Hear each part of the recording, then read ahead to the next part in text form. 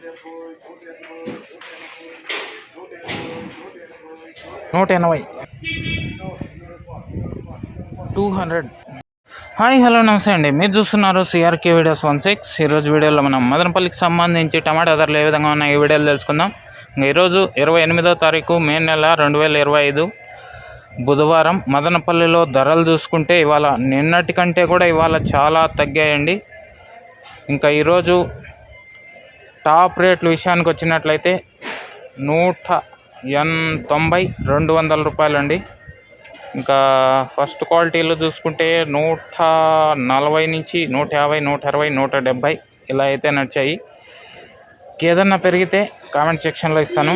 ప్రస్తుతానికైతే 200 రూపాయలండి.